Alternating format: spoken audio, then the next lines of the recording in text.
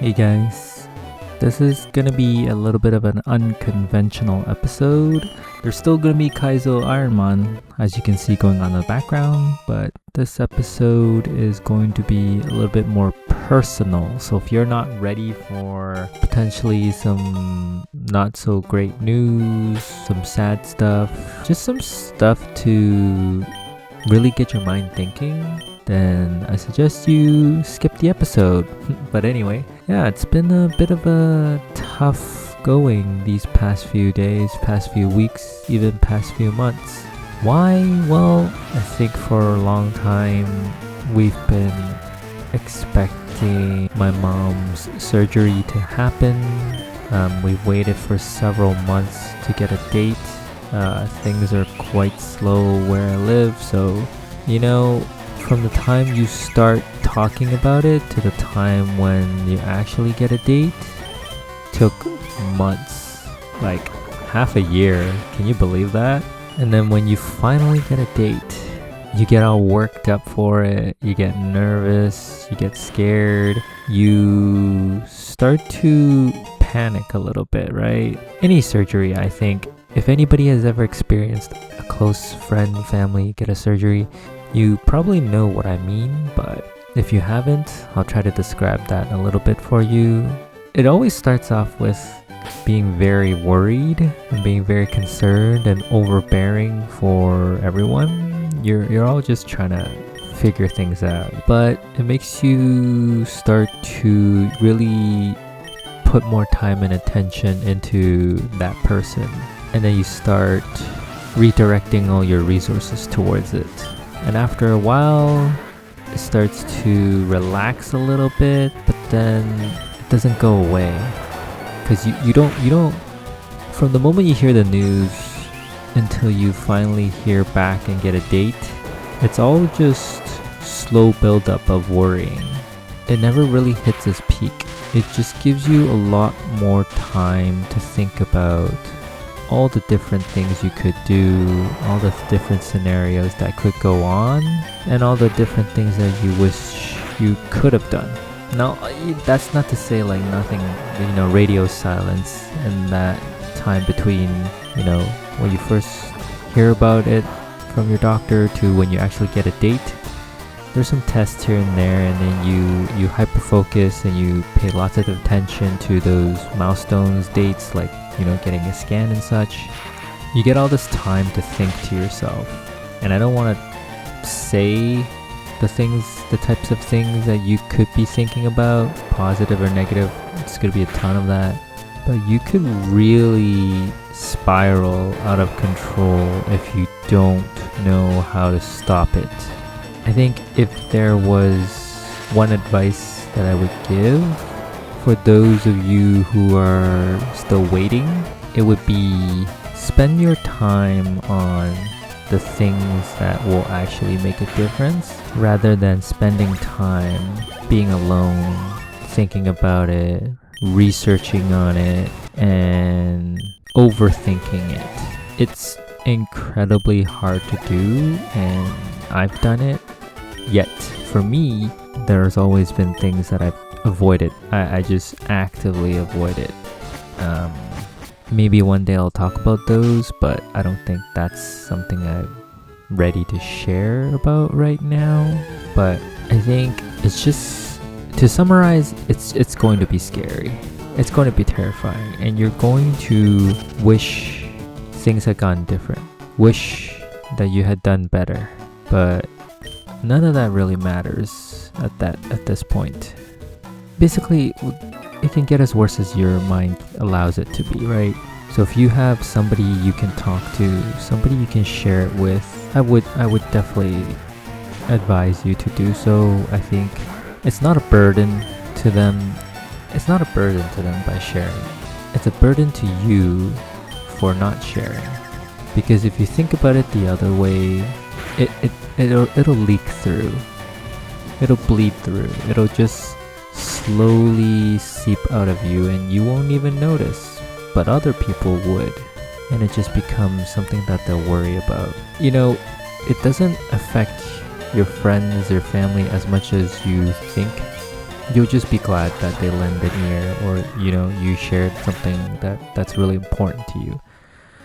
I think it's always great to communicate to people, because if you don't, sometimes you feel a little bit agitated. Sometimes you feel like you have less patience for something you normally have a lot more patience for. And to you, it may feel natural or normal or like no big deal. Like, you might feel you always come off like that, but in reality, maybe you don't. Maybe they don't notice. And that's the type of thing that could really hurt your relationships.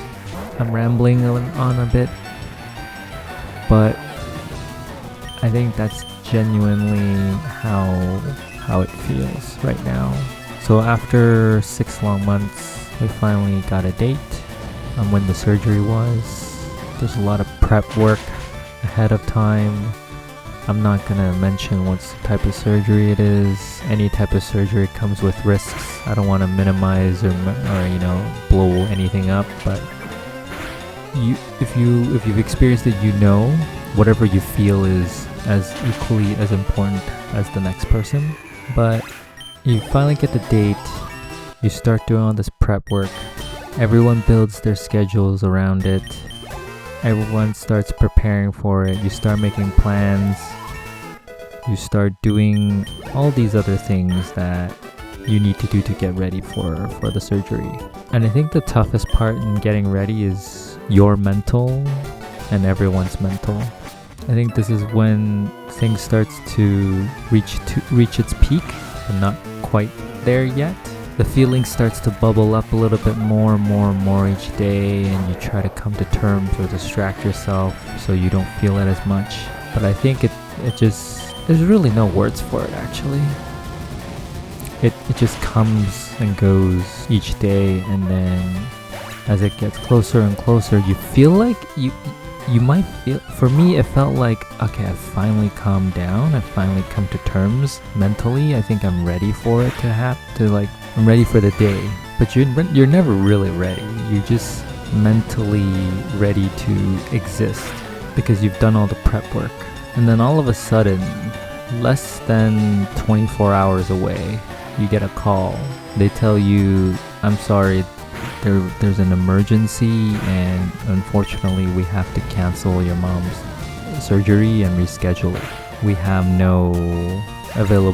no next dates lined up for you. We'll let you know as soon as we know.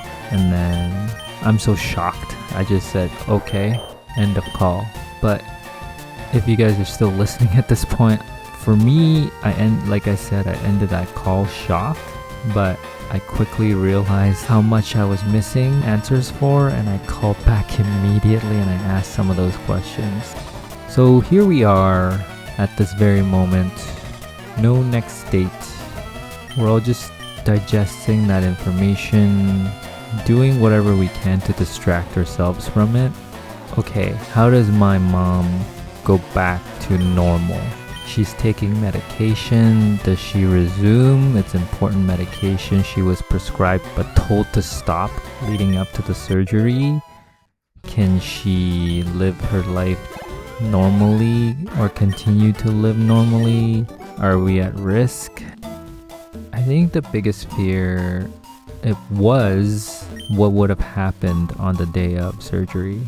But now it's become, are we going to be the next emergency? I think that's the biggest fear. There's obviously things we can keep doing, keep following up on the date. I guess it's just not that simple. From here on out, I don't really know what to expect. It's not like I've tread down this path before. I kind of just wanted to talk about it. I don't even know if I'm gonna release this. There are so many other things going on in parallel with my life that I'm worried about. It's just sucking up all my energy. I don't have much attention or much focus to think beyond the next day. I just focus on the now and the next hour and the next 24 hours, and that's it. I'm sorry this has been such a downer, but thanks for listening, and just know that if you guys are going through a tough time, you're not alone. Talk to someone. because they want to talk to you. Don't close that door, because when it gets dark, you lose sight of where to go next. And that's when you start spiraling, going in circles, and you really don't get anywhere. So pay attention to the people around you. If they come knocking and they start trying to open that door to get to you, the moment you see that little bit of light creep in, run after it. Don't wait. It's important.